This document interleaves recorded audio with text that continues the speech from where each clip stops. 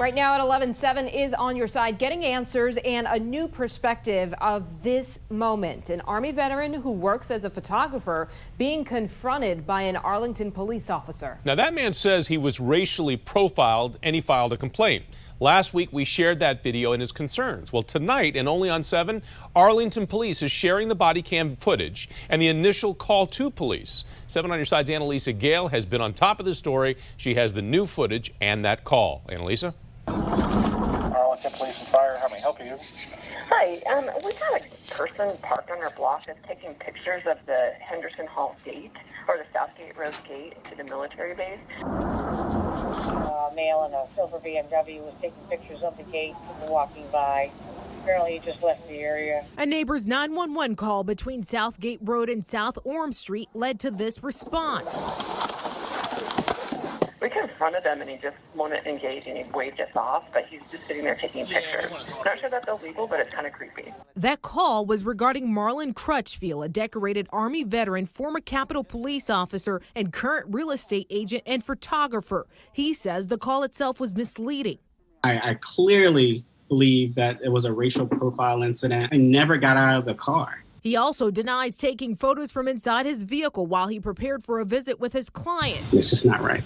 When officers showed up to his client's home, new body camera footage shows the conversation that follows. Is that his?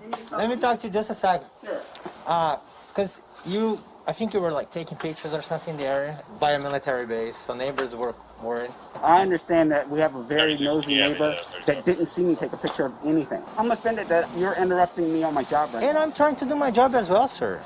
I don't need to show you my ID because I've not committed any crimes. At one point, an officer commented on the situation to another colleague. Hold the race card already, so this will be very interesting. Due to the home's proximity to the base, military police also responded to assist officers. I didn't care about race or anything like that. Like, yeah. Dude, look at me. Are you serious? Like, I'm from Brazil. In the end, Crutchfield was not arrested, but he filed a complaint with the police department following the encounter.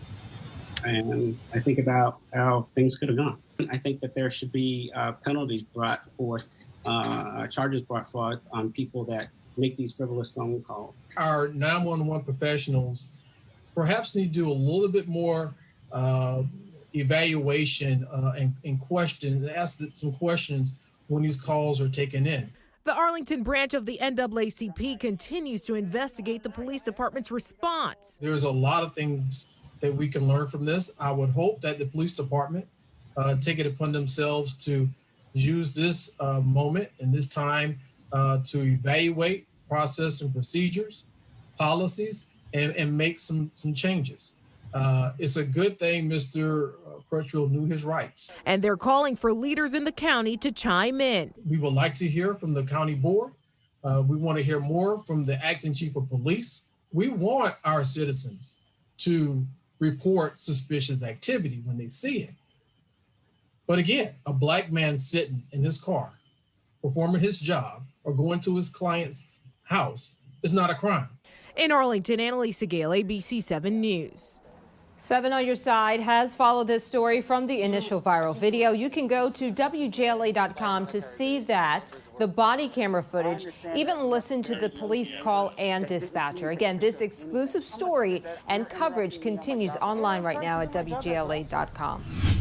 D.C. is preparing for another round of protests. Some businesses now boarding up once again, and the mayor is calling in the D.C. National Guard. Thousands of people expected in the district to protest the 2020 presidential election results, which Congress is meeting to certify on Wednesday. 7 On Your Side has team coverage tonight. We begin with D.C. Bureau Chief Sam Ford, who is live in Northwest tonight. Sam, they're boarding up. Yes, Allison. We're at the ellipse at the south front of the White House, where Trump supporters are building a stage for their rally on Wednesday to show their support for Donald Trump and his claim that the election was stolen from him. While in D.C., officials are on high alert. After scenes like this, the last time protesters like the Proud Boys came to town, D.C. officials today were urging local residents to stay home. Avoid the downtown area and especially avoid people who are coming here to look for confrontation. And warning Trump supporters not to show up with guns. Firearms are not permitted. I repeat, firearms are not permitted. In the demonstration area, there are signs that are posted. Anyone in violation of the posted signs, anyone in violation of District of Columbia law will be arrested.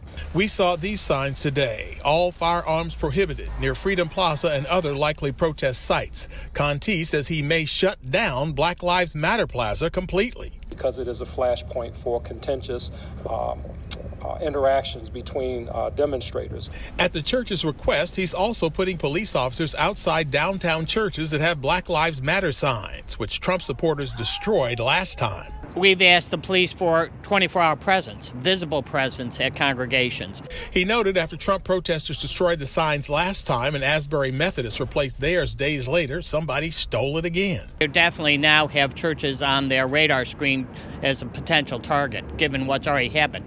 And yet, among Trump protesters arriving in town saying election was stolen, church people saying it's all about good and evil. Donald Trump has done a lot of things in this country for Christians.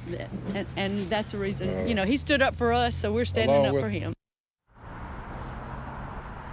And the mayor announced that the D.C. National Guard is deploying 340 unarmed troops to assist D.C. police with crowd and traffic control, that is to free up more officers to deal with protesters. Reporting live from Northwest Washington, I'm Sam Ford, ABC 7 News. Sam, thanks. And 7 is on your side now with a closer look at the parking restrictions and road closures in the district. Because starting tomorrow, D.C. police will not let you park on the roads that you see marked in red. There's a lot of them. Those same roads and a few more will also close completely to traffic January 5th and 6th. Now, we know this is a lot of information. These are a lot of roads to take into account. If you want a closer look at all the roads that will be affected, go to our website at WJLA.com.